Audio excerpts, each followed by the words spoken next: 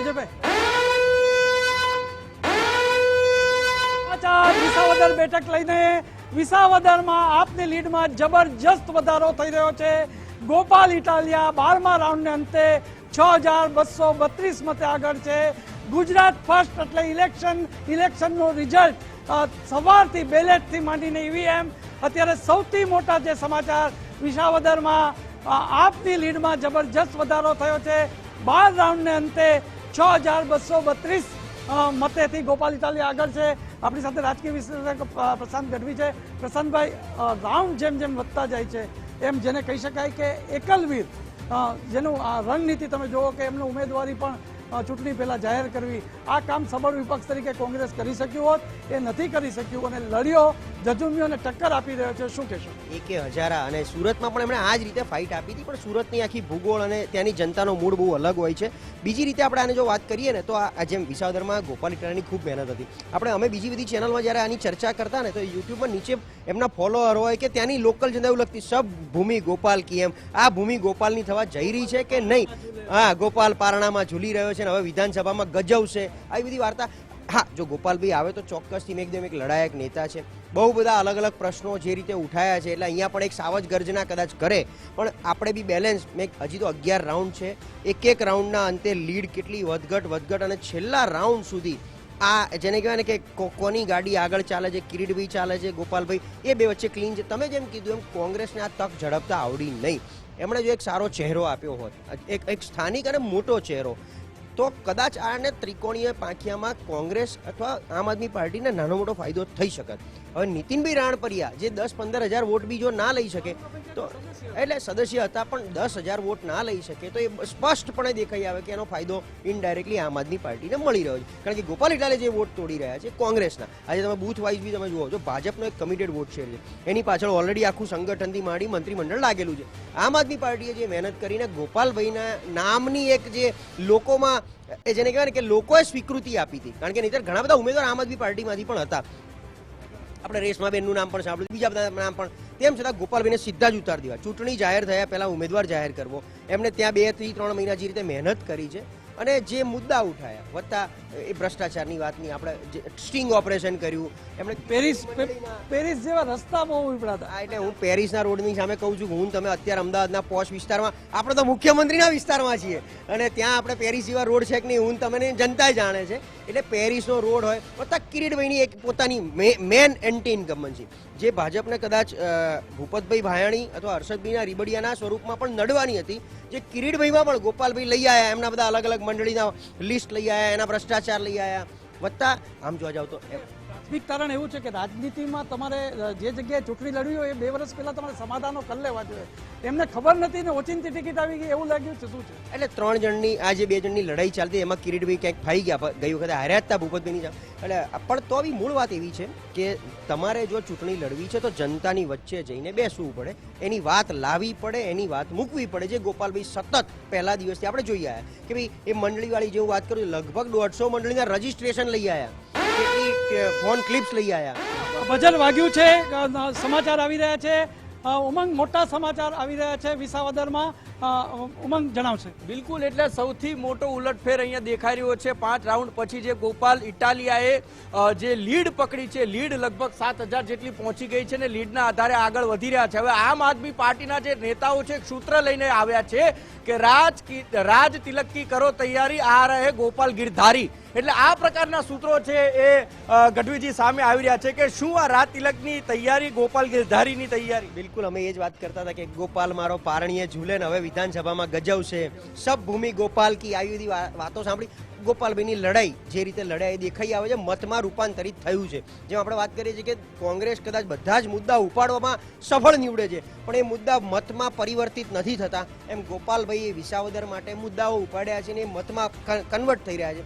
એ સિવાય કંઈક ને કંઈક ભારતીય જનતા પાર્ટી સામેની નારાજગી વિસાવદરને લઈને અમે હમણાં જ ધર્મેશભાઈને ચર્ચા કે છેલ્લા લગભગ 12 વર્ષથી 2012માં છેલ્લે કેશુભાઈ ત્યાં જીત્યા, એ વખતે કેશુભાઈને સપોર્ટ આપવા માટે ટાબરિયું યાદ આવે છે ને, મેન્ડેટ, કોંગ્રેસનું મેન્ડેટ એક નાનું ટાબરિયું ઉપાડીને લઈ ગયા. એમ ત્યાંથી ભાજપની જનતાને એટલે ભાજપને અત્યાર સુધી વિસાવદરની જનતાએ જોઈએ એવી જેને કહેવાય ને કે ટેકો કર્યો નથી. તો ફરી એકવાર એ જ અહીંયા આપણને રિપીટ થતું, કારણ કે 2017ની ચૂંટણીમાં પાટીદારનું આટલું બધું હતું ત્યારે હર્ષદભાઈ રીબડિયા પાટીદાર આંદોલન થકી જીત્યા, 22માં ભૂપતભાઈ આમ આદમી પાર્ટીની જે મહેનત સૌરાષ્ટ્રની હતી એના હિસાબે જીત્યા. તો હવે અત્યારે શું હતું, પણ અત્યારે ગોપાલભાઈ ઇટાલિયાનું નામ હતું આમ આદમી પાર્ટી માટે, લીડ વધી રહી છે. આપણે પણ આ જ રીતે એટલે જોઈએ કે ભાઈ આ જ લીડ કન્ટિન્યુ થાય. કોંગ્રેસ માટે કોંગ્રેસ કેમ આટલી નીરસતાથી સામે આવી રહી છે? એના માટે મોકો દસ્તુર બધું આપણે કહીએ છીએ કે બધું હતું. 2027 માટે કાર્યકર્તાઓમાં જોમ જુસ્સો ઉમેરવાના આ એક ચૂંટણી હતી, પણ નથી નીરસતા. અને એક બીજું એક કારણ એવું હોઈ શકે કે ઉમેદવારનું નામ ખૂબ મોડું ડીલે જાહેર કરવું એના કારણે. અમે આજ સવારે ધર્મેશભાઈ એક ચેનલ પર હતા, ત્યાં લોકો એવું કીધું કે હવે તમે આપણે પત્રકારો આ બધા છે ને કોંગ્રેસે સલાહ આપવાનું બંધ કરી દઈએ, કારણ કે આપણે ઘણી ચર્ચાઓ કરીએ છીએ દર વખતે ચૂંટણીમાં આપણા તરફથી એમને જે કંઈ કહેવાનું એ કહીએ છીએ, પણ કોંગ્રેસ એને કોઈ કાં તો લેતી નથી અને બધું જ જાણે છે તેમ છતાં કરવું નથી. એટલે કેમ આ રીતે ચલાવવું છે કોંગ્રેસનો પ્રશ્ન છે. એક તો છેલ્લી ઘડી સુધી ઉમેદવાર નહીં આપવો, ઉમેદવાર આપ્યા પછી એવો સબળો ઉમેદવાર, કારણ કે જેમ રાજકોટ લોકસભામાં પરેશભાઈ ધાનાણી એક ચહેરો આપ્યો તો એક થોડી ફાઇટ લાગી, એમ અહીંયા પણ એક ખરેખર લોકો ઈચ્છતા હતા કે અહીંયાથી પણ કોઈક સારો ચહેરો કોંગ્રેસ આપશે તો જે ટક્કર આપી શકે. હવે અત્યારનો આપેલો ઉમેદવાર હું કહું છું એમની રીતે જે કંઈ સબળો હશે, તાલુકા પંચાયત હશે, પણ જે વિધાનસભા રીતે ફાઇટ આપવી જોઈએ. અને વિપક્ષ તરીકે હજી આમ તો 11 ધારાસભ્યો છે એટલે મને વિચાર આવે કે એક કોંગ્રેસના નેતા એવું બોલ્યા કે અહીંયા એક જ હોટલ છે એટલે ભાજપ કોંગ્રેસને ભેગા રહીએ, આમ આદમી પણ રહીએ. અરે ભાઈ આપણે ન રહેવાય, આપણે પ્રતિસ્પર્ધી છે. ચૂંટણી ટાણે તો 10 દિવસ ભાઈબંધી છોડો એ પણ નથી છોડી શક્યા અને એક જ હોટલમાં રહેતા હતા અને રૂપિયા કાંડાવ્યું બાજુના રૂમમાં. અને એ વખતે આપણે વાત થઈ કે કોંગ્રેસ રૂપિયા વેચી રહ્યું છે. હવે કોંગ્રેસ પાસે મત નથી, રૂપિયા ક્યાંથી આવશે? લલિત વસોઈ અમારામાં બોલ્યા હતા પૈસા જ નથી, પૈસા જ નથી કોંગ્રેસ પાસે. એટલે જે હું કહું છું મેઇન વાત, હું અમે ઘણીવાર ચર્ચા કરતા હોય ધર્મેશભાઈ કે ભારતીય જનતા પાર્ટીનો એક પોઝિટિવ પોઈન્ટ કે કોઈ પણ વિસ્તાર નવો હોય જૂનો હોય એના સંગઠનના કાર્યકરો તમારા ત્યાં આવીને ઊભા રહે છે. કંઈક ચર્ચા એટલે છેલ્લે કંઈ નહીં એમના સ્વાર્થ માટે કે ભાઈ ચલો વોટર આઈડી કઢાવવાના છે, તમારા એડ્રેસ ચેન્જ કરાવવાના છે. એમ ભારતીય જનતા પાર્ટીનું સંગઠન આમ આદમી પાર્ટી અત્યારે તમે જો રણનીતિની દ્રષ્ટિએ મને કોઈક એવું કીધું કે એક ઇલેક્શન કમિશનની અને એક એક પોલીસ ગાડીની પાછળ આમ આદમી પાર્ટીની ગાડીઓ દોડતી હતી, એના કાર્યકરો દોડતા હતા કે ભાઈ જોવા જતા શું કરે છે. આ ફેર મતદાન થયું એ વિસ્તારમાં પણ મોટે ભાગે પોકેટ કદાચ ભાજપનું જ હશે, પરંતુ પ્રિસાઇડિંગ ઓફિસર સાથે જે બનાવ બન્યો અને એ બનાવને કારણે ગોપાલ ઇટાલિયાની જે રજૂઆત હતી કે ભાઈ અહીંયા મતદાન થવું જોઈએ, ફરી ફેર મતદાન કરવામાં સફળ નીવડ્યા. એ ફેર મતદાન થયું ત્યારે આજે આપણે અને પહેલી વાર ઇવન ગુજરાતના ઇતિહાસમાં બતાવો સાહેબ છેલ્લા 1 દાયકામાં 2 દાયકામાં કે જ્યાં 2 બૂથનું જ ખાલી મતદાન ફરીથી કરાવવું પડ્યું. એટલે આ ક્યાંક ને ક્યાંક કરાવવામાં આમ આદમી પાર્ટી સફળ નીવડી. મને લાગે છે પ્રજા બી આની ઉપર આ બધું વેઇટ એન્ડ વોચ કરતી હશે કે ભાઈ લડાયક નેતા છે તો એક તક આપવી જોઈએ. તો આમ કરતા વાતાવરણ નાનું મોટું બદલાય. યુથને લોકો વધુ ચાહવા માંડ્યા જ કે નહીં, કે ભલે પછી મેવાણી હોય, હાર્દિક હોય કે જે કોઈ હોય, પણ તો ભાઈ આપ શું કહેશો? ગુજરાતના જે 5 કરોડ વોટર્સ છે એમાંથી યુથનું અત્યારે પર્સન્ટેજ રેશિયો હાઈ છે અને એ યુથને ક્યાંક ને ક્યાંક વાળવામાં અત્યારનું એટલે ભારતીય જનતા પાર્ટી અને આમ આદમી પાર્ટી આ બે વાળવામાં સફળ રહી છે. કોંગ્રેસ હજી પણ તમે જુઓ ને આજે જે શહેર પ્રમુખનું નામ જાહેર કર્યું છે એ 65+ અમદાવાદ જેવા શહેરમાં, એટલે મૂળ એ લોકો હજી કઈ ઘરેડમાં ચાલે છે આપણને ખબર નથી. યુથને એટ્રેક્ટ કરવું, યુથના મુદ્દા વત્તા કંઈ નહીં તો અત્યારના સળગતા મુદ્દા જે જો દરેકમાં એન્ટી ઇન્કમ્બન્સી દરેક રાજ્યમાં દરેક જગ્યાએ ઇવન કોર્પોરેશનમાં પણ હોય, સરપંચમાં પણ હોય એન્ટી ઇન્કમ્બન્સી. એનો લાભ લેવા માટે જે મુદ્દા ઉપાડવા જોઈએ એ મુદ્દા લઈને લોકો સમક્ષ જવાનું અને લોકોના મુદ્દાને સરકાર સુધી લઈ જવાના હોય. એમાં ક્યાંક ને ક્યાંક અત્યારે તમે જો આમ આદમી પાર્ટીમાં હજી બી ચૈતર વસાવા કેવા સરસ એ ચાલે છે. જે પણ સમાચાર આવે તો સુર્ખીઓમાં હોય છે કે ચૈતર વસાવા સતત લાઇમલાઇટમાં રહેવું, સતત મુદ્દાને લઈને ચાલવું લોકોની વચ્ચે. આપણે જોઈએ તો જિજ્ઞેશ મેવાણી એ પણ પોતે ચર્ચામાં રહે છે ને એટલા માટે ક્યાંક કડીમાં એમને જે પણ બંદૂક હોય એમાં એમને ક્યાંક હોશિયાર નીકળ્યા ને કડીની જે જવાબદારી સોંપવાને તેના કડીમાં એ ચૂંટણીથી દૂર પણ રહ્યા જિજ્ઞેશ મેવાણી. અને એ જે દલિત વાળો જેમનો સ્પેશિયલ મુદ્દો હતો એ ક્યાંક ને ક્યાંક મને લાગે છે પાર્ટીની દ્રષ્ટિએ પણ નેગેટિવ ગયો, એટલે પાર્ટીનું ક્યાંક ને ક્યાંક વજૂદ અને વર્ચસ્વ થોડુંક ઘટ્યું. અને કડીની ચૂંટણી આજે તમે જેની ઉપર પાર્ટી અત્યાર સુધી ચલાવી છે એક હજુ કે કડીમાં નીતિનભાઈનો દબદબો આપણને અહીંયા સામે દેખાઈ આવે છે કે ઉમેદવાર જે બી હોય પણ નીતિનભાઈના કહેવાથી મતદાન આખું જે આગળ 25,000+ લીડ પર જઈ રહ્યું છે. આપણે પાછા જો વિસાવદરમાં આવી જઈએ, વિસાવદરને લઈને એક સમાચાર મળી રહ્યા છે. ગુજરાત ફર્સ્ટનું બઝર વાગ્યું છે એટલે પેટા ચૂંટણી લઈને મહત્વના સમાચાર ગુજરાત ફર્સ્ટ ઉપર જે સમાચાર મળી રહ્યા છે. કડી વિધાનસભા બેઠક ઉપર ભાજપની વિજય કૂચ છે એ દેખાઈ રહી છે. એટલે જેટલા પણ રાઉન્ડ પૂરા થયા એ રાઉન્ડના અંતે ભારતીય જનતા પાર્ટીના ઉમેદવાર જે છે એ આગળ દેખાયા છે અને તેને લઈને જ જે સતત રાજેન્દ્ર ચાવડા છે એ આગળ ચાલી રહ્યા છે. એક પણ પોકેટ કે એક પણ રાઉન્ડની અંદર કોંગ્રેસ આગળ નથી આવ્યું કે નથી તેને લીડ કાપી. 12 રાઉન્ડ પૂરા થયા તેમ છતાં પણ ભારતીય જનતા પાર્ટીના ઉમેદવાર રાજેન્દ્ર ચાવડા એ સતત આગળ ચાલી રહ્યા છે અને એટલા માટે બંને પાર્ટીના નેતાઓને પછાડ એટલે કે આમ આદમી પાર્ટીને તો ત્યાં આગળ નહિવત વોટિંગ મળ્યું છે એટલે પિક્ચરમાંથી નીકળી ગયું છે અને કોંગ્રેસ છે એ પણ ક્યાંક લીડ કાપવામાં સમર્થ નથી દેખાઈ રહ્યું અને ભારતીય જનતા પાર્ટી પોતાનો ગઢ કડી જે કહેવાય તે સાચવવામાં વિકાસની કૂચ સાથે સાથે વિજયની કૂચ પણ કરતી હોય તેવું સ્પષ્ટ લાગી રહ્યું છે અને એનું જ કારણ કે 12 રાઉન્ડના અંતે પણ રાજેન્દ્ર ચાવડા છે એ આગળ ચાલી રહ્યા છે અને કડીના આપના ઉમેદવાર જગદીશ ચાવડાએ પોતાની હાર સ્વીકારી લીધી છે. થોડા સમય પહેલા જ જે વિધાનસભાના જે અમે અહીંયા બોર્ડ માર્યા છે કડી વિધાનસભાના અને અમે હાર જે લગાવી હતી અને હવે ઉમેદવારે પોતે સ્વીકારી લીધું છે કે કડીમાં પોતાની હાર થઈ છે. જગદીશભાઈએ પોતાની હાર સ્વીકારી લીધી છે અને બને કે ચૂંટણીની જે મતગણતરી સેન્ટર છે ત્યાંથી પણ તેઓ નીકળી ગયા હશે. એનું કારણ છે કે 12 રાઉન્ડમાં પણ ક્યાંય પણ લીડ કાપવામાં ન કોંગ્રેસ ન આમ આદમી પાર્ટી માત્ર ચાલી તો ભારતીય જનતા પાર્ટી અને 12 રાઉન્ડ પૂરા થયા પછી પણ ભારતીય જનતા પાર્ટી વિકાસ તરફ અને સાથે જ વિજય તરફ આગે કૂચ કરતી દેખાઈ રહી છે. અને એ જ વાત છે આપણી સાથે પ્રશાંતભાઈ પણ છે તેમની સાથે વાત કરીએ. પ્રશાંતભાઈ, 12 રાઉન્ડ પૂરા છતાં પોતાના જે આમ આદમી પાર્ટીના જગદીશભાઈ હાર સ્વીકારી લીધી, મતદાન કેન્દ્ર છોડે તેવી પણ તૈયારીઓ. આમ તો કડીની કાઉન્ટિંગ ચાલુ થયું ત્યારથી આપણે જોયું છે ને આપણે તો અહીંયા હાર લખી જ નાખ્યું છે બધી જગ્યાએ કોંગ્રેસ આપ બંનેમાં એટલે બંને હાર સ્વીકારવા અને કડીની ચૂંટણીમાં એટલી રસપ્રદ કે વાતો બહાર ના આવી. જેમ ગોપાલભાઈનો દબદબો આપણને દેખાવા માંડ્યો એમ કડીમાં ન આમ આદમી પાર્ટી ન કોંગ્રેસ બંનેનું કોઈ એવું વજૂદ આખી ચૂંટણીમાં ક્યાંય દેખાયું નહીં. એના સ્ટાર પ્રચારકો ક્યાં ગયા આપણને દેખાયા નહીં, લોકોની વચ્ચે ગયા છે કે નહીં. એટલે કોંગ્રેસ અને આમ આદમી પાર્ટી ત્યાં કેમ્પેનિંગમાં જ નહોતું, પ્રચાર પ્રસારમાં જ નહોતું. જ્યારે આ કડી આખું જેને મેં કીધું નીતિનભાઈથી માંડીને ભારતીય જનતા પાર્ટીનું સંગઠન મંત્રીમંડળ બધું લાગેલું હતું. વત્તા જૂના RSSના ઘડાયેલા કાર્યકર જે સ્થાનિક કડીમાંથી આવે છે. રાજેન્દ્ર ચાવડાની જો આપણે વાત કરીએ તો કેમ એમને ટિકિટ આપી તમે સમજો ત્યાં બહુ બધી દાવેદારી હતી પણ છેલ્લે નામમાં ક્યાંય ભારતીય જનતા પાર્ટી ગોથ ખાતી હતી એટલે છેલ્લે પછી રાજેન્દ્ર ચાવડાનું નામ એમણે ફાઇનલ કર્યું. એમ મૂળ કડીમાં પહેલેથી આ APMCની ચૂંટણીથી લઈ ત્યાંના બીજા મુદ્દાઓથી લઈ એવું કશું હતું નહીં જ્યાં વિપક્ષ કે આમ આદમી અને ઇવન આપનું બી ફોકસ નહોતું. જો આમ આદમી પાર્ટી જેટલું વિસાવદરમાં લોહી રેડ્યું એનું 50% બી રેડ્યું હોત તો કદાચ મતમાં રૂપાંતરિત નાનું મોટું દેખાત. એમ કોઈ એ લોકોનું ફોકસ બી નહોતું. એમનું ફોકસ માત્ર ને માત્ર વિસાવદર હતું. કોંગ્રેસનું ફોકસ ક્યાંય નહોતું. આ બે પેટા ચૂંટણીમાં કોંગ્રેસનું ફોકસ ક્યાંય નહોતું જે અત્યારે આપણી સામે મતમાં દેખાઈ રહ્યું છે. બિલકુલ. એટલે અહીંયા આપણા ગેસ્ટ જોડાયા છે એમની સાથે પણ વાત કરીશું કે અહીંયા એક નવું સમીકરણ અહીંયા તૈયાર થઈ રહ્યું છે. હવે એવા પણ જ્યારે સ્ટેટમેન્ટ આપવામાં આવી રહ્યા છે કે હવે આપની ગાડી એ સીધી ગાંધીનગર પહોંચશે. શું લાગે છે અત્યારે ચિત્ર કેવું છે? અત્યારે હજી બી મેં કીધું એમ કે હજી 12-13 રાઉન્ડ પત્યા છે, 21 રાઉન્ડ છે. છેલ્લા 4 રાઉન્ડ આપણને કંઈક ને કંઈક રિઝલ્ટ ક્લિયર દેખાડે ત્યાં સુધી, કારણ કે અમને હું ને ધર્મેશભાઈ અહીંયા ઊભા છીએ, અમને હરિયાણાનો અનુભવ છે, અમને વાવનો અનુભવ છે, અમને મહારાષ્ટ્રનો અનુભવ છે કે છેલ્લી ઘડી સુધી કંઈ પણ કળવું આંકવું અઘરું હોય છે. એટલે આપણે હજી બી રાહ જોતા રહીએ. હા, બંને જણાએ મહેનત કરી છે, બંને ફાઇટ આપી છે, ગોપાલભાઈએ એક એક વસ્તુને ઉપાડી છે, પણ ત્યાંની જનતા ગોપાલ ઇટાલિયા વ્યક્તિગત ઈચ્છે છે કે Bharatiya Janata party as a party ઈચ્છે છે એ 21મા રાઉન્ડમાં જ આપણને ખબર પડશે. કારણ કે ત્યાં જો કિરીટભાઈએ પણ કે વ્યક્તિગત રીતે એવું કંઈ ઉકાળ્યું નથી પાર્ટીની દ્રષ્ટિએ આમ જોવા જાવ તો ત્યાં હર્ષદ રીબાડિયા જે કોંગ્રેસમાંથી આવેલા, જે કોંગ્રેસની 2017માં જીતીને આવ્યા હતા, એ ત્યાં સ્થાનિક અને ત્યાં એવા નેતા કહેવાય કે અડધી રાતે લોકો માટે દોડેલા હતા. એ જ રીતે ભૂપત ભાયાણી કેમ આમ આદમી પાર્ટીમાંથી છૂટાય? એમને કોણ 2022ની ચૂંટણી પહેલા ભૂપતભાઈને કોણ એટલે વ્યક્તિગત એમની કામગીરી હતી અને આમ આદમી પાર્ટીનું જોર હતું એટલે ઓળખાણ થઈ. બાકી ત્યાં કોંગ્રેસના સ્થાનિક કાર્યકરો અને એમાં તમને ખ્યાલ છે જુનાગઢ જિલ્લો છે, જવાહર ચાવડા આપણે એમને યાદ કરવા જ પડે. આ ચૂંટણીમાં ક્યાંય દેખાયા નહીં એટલે બહુ બધું ભેગું થયું છે.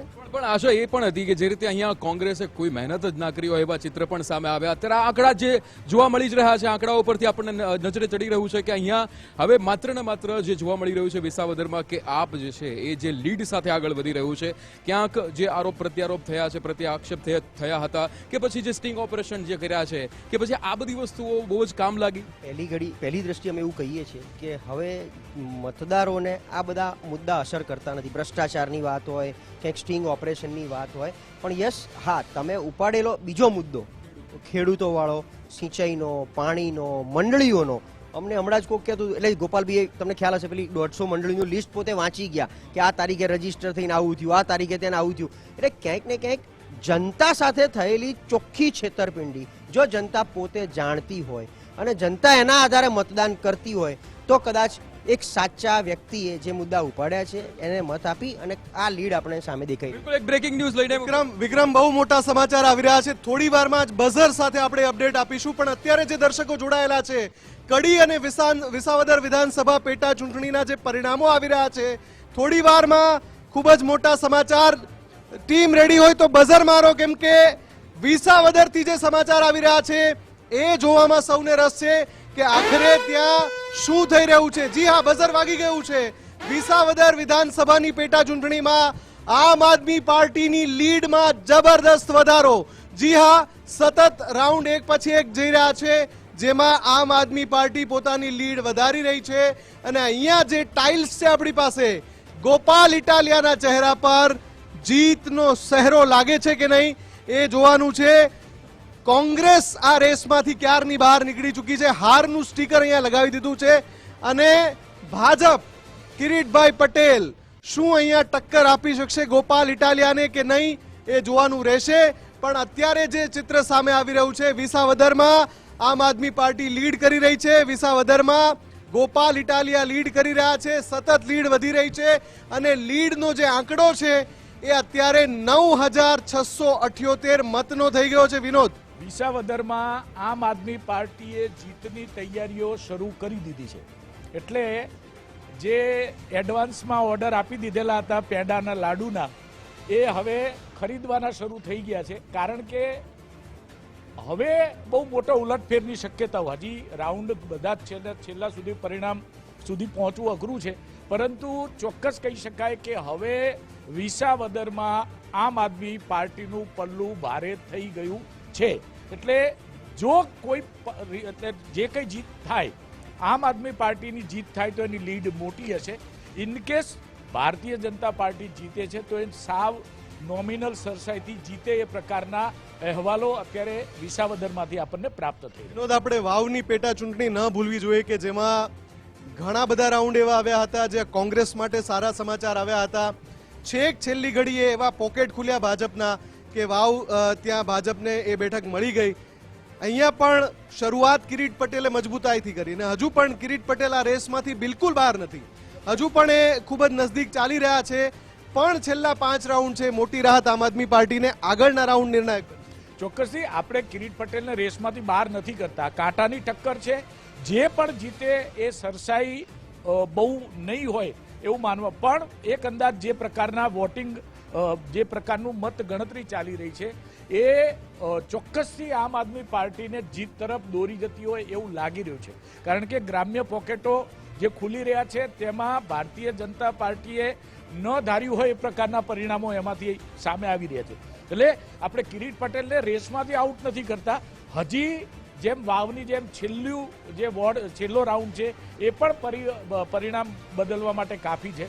હજી ઘણા બધા રાઉન્ડ ગણાવવાના છે, પણ ચોક્કસથી આમ આદમી પાર્ટીનું પલ્લું આપણને અત્યારે ભારે દેખાઈ રહ્યું છે. બિલકુલ. અને ગુજરાતના ચૂંટણી ઇતિહાસમાં સૌથી સચોટ પરિણામો માટે ગુજરાત ફર્સ્ટ દર્શકોમાં જાણીતું છે. પ્રશાંતજી આપણી સાથે. પ્રશાંતજી, શું કહેવું છે? પેટા ચૂંટણીમાં કોઈ ત્રીજો પક્ષ જ્યારે આટલી સફળતા મેળવે એટલે એની જનતાને ધન્યવાદ આપવા પડે. કારણ કે આપણે અત્યારથી એવું જોયું છે કે પેટા ચૂંટણી હંમેશા સરકારની તરફેણમાં જતી હોય. કારણ કે અને બીજું અત્યારની આ બે જેનાથી કોઈ જ ફરક ક્યાંય પડવાનો હતો આખા તંત્રમાં, નથી સરકાર બદલાવાની, નથી બીજું કંઈ થવાનું, તેમ છતાં અને ત્રીજી પાર્ટી આમ આદમી, નહીં કોંગ્રેસ. પ્રશાંતજી, પણ એક વાત મારે એ યાદ અપાવી છે કે તમે નજીકના ભૂતકાળમાં જાઓ તો તમે કોઈ ઉમેદવારને આટલો વિજિલન્ટ જોયો હશે કે જે એક ગરબડી થઈ હોય તો એમાં પણ એ મુદ્દો ઉઠાવે, ફેર મતદાન કરાવડાવે, એ જે આમ આદમી પાર્ટીના ઉમેદવાર એટલે કે ગોપાલ ઇટાલિયા જે રીતે વિજિલન્ટ રહ્યા, એટલે જે જૂની રાજનીતિ ચાલતી કે સફાળો ઉમેદવાર હોય, એક સબળો ઉમેદવાર હોય. અને બીજી એક વાત એ પણ છે, હમણાં હું ધર્મેશભાઈ ચર્ચા કરતા હતા કે કિરીટભાઈ પટેલે ત્યાં એવું કીધું હતું કે મારા ભાઈ જયેશ રાદડિયાને મંત્રી બનાવવાના છે. એટલે કદાચ એવું હોય જયેશ રાદડિયાનાથી જે વિઘ્ન સંતોષી ગ્રુપ વાળું હોય એ લોકોએ કદાચ ક્યાંક ભાજપનો ગરબો ઘેર લાવવો હોય તો ગોપાલ, કારણ કે આ બીજું એક તો પાટીદાર સીટ છે અને આ બધા પાટીદાર સમાજથી આવે છે એટલે એટલે ભૂપતભાઈ હોય જી વિનોદજી. એટલે જે કદાચ જે હારના આપણે કારણોની સમીક્ષા કરીએ ને એમાં એક વધુ ભૂલ જો કહી શકાય તો જે સ્ટેજ ઉપરથી મંત્રી જયેશભાઈને બનાવવા છે એ સૌથી મોટી, કારણ કે આખું ભલે એ બોલતા નથી પણ જગ જાહેર વાત છે કે નરેશ પટેલ અને જયેશ રાદડિયા વચ્ચે ગજગ્રાહ એ ચરમસીમાએ છે. એટલે જ્યારે જયેશ રાદડિયાનું પલ્લું ભારે થતું હોય તો કદાચ એવું બની શકે, હજી આની સમીક્ષાઓને આંતરિક સૂત્રોમાંથી સમાચાર આવશે કે નરેશ પટેલની ગેંગ જે આખી એમની ટીમ છે એ સક્રિય થઈ હોય અને એ કઈ પરિણામો ઉપર મોટી અસર પાડી શકે. એટલે જે હારના કારણોની ચર્ચા થશે એમાં આ મુદ્દાને પણ આપણે એટલી ગંભીરતાથી લેવો પડશે. બિલકુલ. અને આની સાથે ધર્મેશ, આ પરિણામો જયેશ રાદડિયાના ભવિષ્ય ઉપર પણ અસર કરનારા છે, એમની રાજનીતિ ઉપર પણ અસર કરનારા છે. મોફતદલ દીવા જેવું સ્વપ્ન હતું કડીમાં નીતિન પટેલની અગ્નિ પરીક્ષા અને અહીંયા જયેશ રાદડિયાની અગ્નિ પરીક્ષા. આ બંનેને પેટા ચૂંટણી માટે 2027નો ટેસ્ટ જ આપ્યો હતો. બીજું તમે જો ભાજપમાં સંગઠન બાકી છે અને કહેવાતી વાત મંત્રીમંડળનું વિસ્તરણ બાકી છે. આવા સંજોગોમાં તમારે ચૂંટણી જીતાડવાની અથવા પરાજી જે બેયના કારણો ઉપર તપાસ થશે. પણ કડીમાં ગઈકાલે નીતિન પટેલનો જન્મદિવસ હતો, યવતેશ્વરમાં પૂજા કરતા કરતા જ બોલ્યા હતા કે કડી હવે ગઢ થઈ ગયું છે, હું ચોક્કસ કહું કે ભાજપ જીતે જ. એ જ મુજબ તમે જો ત્યાં કોંગ્રેસ નો રકાસ થઈ રહ્યો છે, પાક્કું છે. અને પહેલી બેલેટથી માંડીને ઈવીએમ સુધીના રાઉન્ડ જો તો રાજેન્દ્ર ચાવડા, એમાં પણ એવું કહેવાતું હતું કે નીતિનભાઈ નારાજ છે, રાજેન્દ્ર ચાવડા જોટાણાના છે અને નીતિનભાઈની ઈચ્છા બીજાની હતી. પણ ત્યારે પણ નીતિનભાઈએ સ્પષ્ટતા કરી હતી કે મારો કમળ છે એ મારું નિશાન છે, કમળને જીતાડવું મારી ફરજ છે. અને સૌથી મોટું સબળ નેતૃત્વ ત્યાં થયું. હવે વાત આવી જયેશ રાદડિયાની.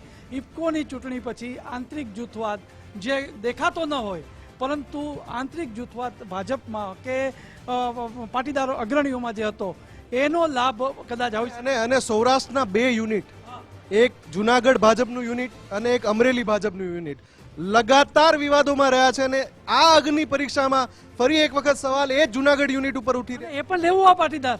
તમે પાયલ ગોટીવાળી વાત કરો તો એ લેવું આ પાટીદાર. તો એવા સંજોગોમાં તમે જ્યારે લેવું આ પાટીદારને કોઈ પણ મત માટે તરફેણ કરવા માટે તમે દલીલો કરતા હો ત્યારે સામેથી મતદાર પણ સમજતો હોય. અને વિસાવદરના મતદારોને તો આ ચૂંટણી પછી એક સ્પેશિયલ વિશ્લેષણ કરવું જોઈએ. આઈએમ જે છે એણે કરવું જોઈએ કે આની ચૂંટણીની રાજનીતિ જે પરિણામ હજી સુધી આપણે જોઈએ છે પણ રાજનીતિ માટે મતદારો કેવા હોય કે જે કનડગત સત્તાથી વિરુદ્ધ જવું બહુ અઘરી વાત છે. વધારે પાટીદાર મત અને એમાં પાયલ ગોટી માટે ગોપાલ ઇટાલિયાએ પટ્ટો ખાધો તો જાહેરમાં, જો યાદ હોય તો. અને હમણાં તાજેતરની આ ઘટના છે એટલે એને લઈને આજે પાટીદારોના જે વોટ છે 1.25 લાખ, દીકરીને અમરેલીમાં જે કંઈ હેરાનગતિ થઈ, ભાજપની સરકાર, ભાજપ એટલે પાટીદાર ને પાટીદાર એટલે ભાજપ, આવું કહેવાય છે. અને આજ સુધી ભાજપને સત્તામાં લાવવામાં પાટીદારોનો મોટો હાથ રહ્યો છે. તો આવી જ્યારે એમની દીકરી ઉપર આ ઘટના ઘટી હોય, ત્યાંના પાટીદાર ખેડૂતો ઉપર જ્યારે દમનો થયા હોય, એપીએમસીથી લઈને દરેક વસ્તુમાં એમનો અવાજ જ્યારે દબાવવામાં આવતો હોય તો કદાચ એક આ લડાયક નેતા તરીકે ગોપાલ ઇટાલિયાએ જે ફાઇટ આપી કદાચ એને પણ મને લાગે છે પાટીદાર સમાજે અત્યારે સપોર્ટ કર્યો હોય. વત્તા એથી વિશે પેટા ચૂંટણી છે, આ વખતે એક બીજો પાટીદાર જીતાડીને મોકલી દો, 27માં ફરી પાછું કંઈક બીજું વિચારશું જ્યારે ભાજપ આવીને બેસે. આ તો બધા સામાજિક ગણિત પણ આવા હોઈ શકે. એટલે અત્યારે પાટીદાર તરીકે ગોપાલ ઇટાલિયાને એક સોફ્ટ કોર્નર આપ્યું એવું મને દેખાય. બિલકુલ. હવે વિનોદ પણ કંઈક લઈને આવ્યા. વિનોદ, ચોક્કસથી આપણે આજે ચર્ચાઓ કરી રહ્યા છીએ તો સૌથી એક મહત્વની ચર્ચા જે પ્રચાર થયો ને એમાં પહેલા દિવસથી ગોપાલ ઇટાલિયા પોતાના હાથમાં કાગળો રાખતા હતા અને એ કહેતા હતા કે આ ભાજપના ઉમેદવાર કિરીટ પટેલે કરેલા ભ્રષ્ટાચારના આ પુરાવા છે. સામે પક્ષે ભારતીય જનતા પાર્ટીએ અનેક મુદ્દાઓ ઉપર ચૂંટણીને લઈ જવા પ્રયત્ન કર્યો પણ ગોપાલ ઇટાલિયા વિચલિત થયા વગર એકમાત્ર ખેડૂતોને, ભલે ભાજપના અગ્રણી અને વંદનીય વડીલ કેશુબાપાને પગે લાગવાની વાત હોય કે માત્ર ને માત્ર ખેડૂતો અને ખેડૂતોને થયેલા અન્યાયનો મુદ્દો ફોકસ રાખી અને આખો ચૂંટણી પ્રચાર જે છે એ કોઈ પણ મુદ્દો વિચલિત થયા વગર ખેડૂતોને ઇર્દ ગિર્દ રાખ્યો. ભારતીય જનતા પાર્ટીએ અનેક ટેસ્ટરો અડાડ્યા પ્રચારને બીજી તરફ લઈ જવા માટે, પણ હવે પરિણામો જે કહી રહ્યા છે એ ખેડૂતોનો મુદ્દો ચાલ્યો છે એ સ્પષ્ટ વાત છે. એ આગામી હવે પરિણામો જે કંઈ આવે પણ ગોપાલ ઇટાલિયાએ જે ટક્કર આપી છે એક મહત્વ. અને બઝર વાગી ચૂક્યું છે. બઝર એટલે કે વધુ એક અપડેટ આવી રહ્યા છે વિધાનસભાની પેટા ચૂંટણીના પરિણામોને લઈને, અને એટલા બધા રિઝલ્ટ આવી રહ્યા છે કે એક સાથે ઉપરાચાપરી બ્રેકિંગ વાગી રહ્યા છે. કડીમાં ભાજપની લીડ હવે 29,000 મતની થઈ ગઈ છે.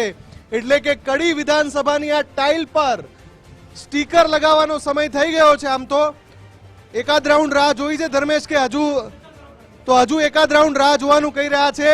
કડી વિધાનસભામાં કોંગ્રેસના ઉમેદવાર સતત પાછળ, ભલે સબળ વિપક્ષ ન માનતા હોય પણ આપણે મીડિયામાં એટલા વખત રહ્યા જ ને અનુભવ પ્રમાણે હવે જો સ્ટીકર મારવા હોય તો એમાં ઉતાવળ જેવું નહીં ગણાય, પણ છતાં હજી 2 રાઉન્ડ રાહ જોવી હોય તો જોઈ લઈએ, કારણ કે 29,000ની લીડ, આ લીડ કાપવી મુશ્કેલ છે. એ હવે કોઈ પોસિબિલિટી, કારણ કે એક પણ રાઉન્ડ એવો નથી ગયો કે જેમાં કોંગ્રેસ આગળ નીકળી ગયો. એટલે સતત જે પ્રકારે વિજય કૂચ ભારતીય જનતા પાર્ટીની કડીમાં છે, એટલે સ્ટીકર મારવું હોય તેમાં ખોટું નહીં ગણાય, પણ આપણે છતાંય 2 રાઉન્ડ હજી રાહ. એટલે 2 મોટા નામ ભાજપના, વિસાવદરમાં જયેશ રાદડિયા હોય અને કડીમાં નીતિન પટેલ હોય, તો એ એસિડ ટેસ્ટમાં ફરી એકવાર નીતિન પટેલ સાબિત થયા છે કે એ એવા નેતા છે. એમનું નેતૃત્વ કડીમાં ફરી એક વખત, કેમ પક્ષ એમને એટલું માન આપે છે, કેમ એ પક્ષના દિગ્ગજ નેતા ગણાય છે. કડીમાં જે રીતે ભાજપના રાજેન્દ્ર ચાવડા આગળ ચાલી રહ્યા છે એ દેખાડે છે કે કડીમાં ભાજપનો ગઢ આખરે શા માટે છે. ભાજપના જે મત છે કડીમાં 61,000થી વધારે થઈ ગયા છે અને 29,000થી વધારેની લીડ કડીમાં ભાજપને મળી ચૂકી છે. એટલે કે રેસમાંથી ધીમે ધીમે બહાર જઈ રહ્યા છે. હવે આ લીડનો ગેપ પૂરવો મુશ્કેલ છે કોંગ્રેસના ઉમેદવાર માટે કડીમાં, અને એટલે જ હારનું સ્ટીકર તૈયાર છે. પણ મારા સહયોગી કહી રહ્યા છે કે થોડો સમય હજુ રાહ જોઈ જઈએ, કેમ કે ગુજરાત ફર્સ્ટ હંમેશા સચોટ, સટીક, સાચા સમાચાર આપે છે. અને ચૂંટણી માટે ગુજરાતની જનતા જાણે છે કે ઇલેક્શન એટલે ગુજરાત ફર્સ્ટ, ચૂંટણીના પરિણામો એટલે ગુજરાત ફર્સ્ટ, સૌથી સચોટ સમાચારો એટલે ગુજરાત ફર્સ્ટ. અને એટલે જ આપણે એ જે માપદંડ છે એની બહાર નહીં જઈએ. થોડી વારમાં હારનું સ્ટીકર અહીંયા લાગી જવાનું છે અત્યારે, અને જીતનો સહેરો પહેરવા માટે કડીમાં ભાજપના ઉમેદવાર છે એ આગળ છે. પ્રશાંતજી, કડીની પણ થોડી વાત કરી લઈએ. ચાવડા વર્સિસ ચાવડા જે થયું, આમ આદમી પાર્ટીએ તો એક યુવા ચહેરો ઉતારી દીધો, બહુ અહીંયા મહેનત ના કરી, એમનું ફોકસ કદાચ અહીંયા ઓછું દેખાતું હતું, પણ કોંગ્રેસ ક્યાં થાપ ખાઈ ગઈ? એટલે મને એવું લાગે છે કડી કોઈનું ફોકસ નહોતું. ભારતીય જનતા પાર્ટીનું ફોકસ કડી માટે મેં બહુ 2-3 ઉદાહરણ સારા આપેલા છે કે ભાજપે કયા લેવલે મહેનત કરી છે. કોંગ્રેસ ક્યાંય દેખાઈ નહીં. કોંગ્રેસમાં તમે જો પ્રચારમાં વિસાવદરમાં ના ગઈ, કડીમાં ના ગઈ, અને આમ આદમી પાર્ટીનું ફોકસ માત્ર વિસાવદર, ગોપાલ ઇટાલિયા માટે હતું. કારણ કે ત્યાંથી જો આ એક લડાયક નેતા બહાર આવે, વિધાનસભા સુધી જો પહોંચે, તો આગળ જતા 2027ની ચૂંટણીમાં એમાં બહુ મોટો પ્રાણવાયુ ફૂંકાય એવો હતો. કડીમાં એક નાનકડું ઉદાહરણ તમને આપું ભારતીય જનતા પાર્ટીના સંગઠનનું, કે અમદાવાદ જિલ્લો, અમદાવાદ શહેરના તમામ ધારાસભ્યો એમના વોર્ડમાં પરિવાર એક બઝર વાગી ગયું છે અને બઝરનો આપશે વધુ એક મોટા સમાચાર. વિધાનસભાની પેટા ચૂંટણીના પરિણામો અત્યાર સુધીના સૌથી મોટા સમાચાર. વિસાવદરમાં આપની લીડમાં જબરદસ્ત વધારો થયો છે. ગોપાલ ઇટાલિયા જીતનો સહેરો પહેરવા તરફ આગળ વધી રહ્યા છે. વિધાનસભામાં એન્ટ્રી મારી શકે છે ગોપાલ ઇટાલિયા. વિસાવદરમાં ફરી એકવાર ગોપાલ ઇટાલિયાને જબરજસ્ત લીડ મળી છે અને આંકડો હવે 5 આંકડામાં પહોંચી ગયો છે. લીડનો આંકડો 5 આંકડામાં 10,000 ને ક્રોસ થઈ ગયા છે. એટલે કે 10,664 મતથી ગોપાલ ઇટાલિયા આગળ થઈ ગયા છે. વિસાવદરમાં કહી શકાય કે ગોપાલ જીતનો સહેરો પહેરવા જઈ રહ્યા. શરૂઆતથી જ તમે જુઓ કે વિસાવદરનો જંગ એવો હતો કે ભાજપ અને આમ આદમીનું ટક્કર, જ્યાં સબળ વિપક્ષ કોંગ્રેસ હતો જ નહીં એવું આપણે પહેલેથી કહેતા, ત્રીજા ક્રમે તો કહેવું પડતું હતું. પરંતુ એવા સંજોગોમાં સામે મંત્રીઓ, સાધુ સંતો અને અન્ય અગ્રણીઓના પ્રચાર પછી પણ એમને જે ટક્કર ઝીલી છે એ અત્યારે જોવા મળી રહી છે. અને હું હજી કહું છું કે મતદારોનો મિજાજ વિસાવદરનો બેસ્ટમાં બેસ્ટ હોય છે. ભૂતકાળના તમે રાજનીતિ જોઈ લો, અને જેને કહી શકાય કે આ મતદારોનું જે હોય છે પ્રશ્નોને લઈને હોય છે, અને પોતે જે કનડગતવાળા પ્રશ્નો હોય, સમસ્યા રૂપ પ્રશ્નો હોય, એ પ્રશ્ન માટે સત્તાની વિમુખ હોય તો એ થઈને પ્રશાંતભાઈ આપણી સાથે છે. એવું લાગે વિસાવદર માટે ક્યાંક ને ક્યાંક જાતિગત સમીકરણ અને થોડું ઘણું ગ્રુપિઝમ, કારણ કે આપણે સહકારી બેંકની ચૂંટણી હમણાં જ યાદ કરી જયેશભાઈ રાદડિયાવાળી, કે બિપિનભાઈ ગોતા અહીંયા અમિતભાઈના ખાસ ચહિતા માનીતા ઇફકો માટે, હવે એમને અહીંયા લડાવવાની તૈયારી થાય, ત્યાં જયેશભાઈ એમની રીતે મેન્ડેટ હતો તેમ છતાં ઉપરવટ થઈ CR પાટીલની સામે પડી અને પહેલીવાર પાર્ટીની દ્રષ્ટિએ આપણે જોયું તો કદાચ એવું પણ થાય કે આ એક સાથે ઘણા બધા પક્ષીઓ એક કાંકરે મારવાનો જે પ્રયત્ન, ક્યાંક ભાજપ, મેં શું કીધું કે પાટીદાર સમાજને પણ ક્યાંક ઠંડા પાડ્યા હોય, ભાજપ માટે પ્રચાર નહીં કરવાનો, આ બાજુ સાધુ સંતોએ પ્રચાર કર્યો ભાજપના ઉમેદવારને જીતાડવાનો, જે ખરેખર મને લાગે છે રાજનીતિથી પર, હા એમને જે કંઈ એમનું કામ ફરજ, એમની જે ફરજ બજાવવાની છે ધાર્મિક ક્ષેત્રે, એને આપણે અવેરનેસ ક્રિએટ કરવાની છે, એની જગ્યાએ નામ નહીં આપું પણ એક સંતે તો અહીંયા કમળનો પ્રચાર કર્યો ને જુનાગઢના કોર્પોરેશનમાં કમળ હારે એવી વાત કરી હતી. અહીંયા જગજાહેર વાત છે. ત્યાં સુધી છે કે વિસાવદરની ચૂંટણી કોઈ સંત મહાત્માએ અમિત શાહને ભલામણ કરી છે, ત્યાં સુધી અમારી પાસે તો વાત આવી છે. પ્રશાંતજી, ઓપરેશન સિંદૂરની પણ આમાં ખૂબ જ ચર્ચા કરવામાં આવી. જ્યારે જેવી પ્રચારની શરૂઆત થઈ, મુખ્યમંત્રી ભૂપેન્દ્ર પટેલ ત્યાં પહોંચ્યા હતા અને ઓપરેશન સિંદૂરની વાત કરી હતી, પરંતુ પછી લાગ્યું કે આ મુદ્દો ચલાવવા જેવો નથી, પછી વાત કરવાની બંધ કરી નાખી. પછી સનાતનનો મુદ્દો લાવવામાં આવ્યો. તમને ખબર હશે કે જૂના બધા વિડીયો વાયરલ થવા લાગ્યા, એક બાદ એક ગોપાલ ઇટાલિયાના વિડીયો વાયરલ થયા કે આ તો સનાતન વિરોધી છે, અલગ અલગ જે ધર્માચાર્યો છે, અલગ અલગ સાધુ સંતો છે, એમના વિડીયો વાયરલ થયા. જો કે પછી એનું એક એવું અવળું પાસું પડ્યું કે ગોપાલ ઇટાલિયા જે સ્થાનિક જનતાગીરી છે કે અત્યારે સનાતનને શું લેવા દેવા, અમારી જે સમસ્યા છે ઇકો સેન્સિટિવ ઝોનનો મુદ્દો હોય, સમયસર પાણી નથી મળતું, જ્યારે પેકેજ જાહેર થાય છે એમાં વિસાવદર બાકાત રહી જાય છે, આ બધી બાબતો અહીંયા ચાલી રહી છે, એના કારણે જ આ બધા ઉલટફેર આવી રહ્યા છે. પરંતુ રસપ્રદ ખૂબ જ મામલો છે ગોપાલ ઇટાલિયા વર્સિસ અહીંયા આજે ભાજપનું અહીં આખું, કારણ કે એક માત્ર ગોપાલ ઇટાલિયા, એની સામે કમળ આખું ભાજપનું સંગઠન એ લડતું જોવા મળ્યું. જોવાનું રહેશે કે જેમ જેમ પરિણામ આવી રહ્યા છે, એક બાદ એક ટેબલમાં જે ગણતરી થઈ રહી છે આમાં આગળ શું સામે આવે છે. તમે જોયું પ્રશાંતજી, આમાં એક બાદ એક ભાજપે રણનીતિ બદલી. પહેલા ઓપરેશન સિંદૂરની વાત કરી, સનાતનની વાત કરી, પછી જુનાગઢની વાત આવી, પેરિસના રસ્તા આવી ગયા.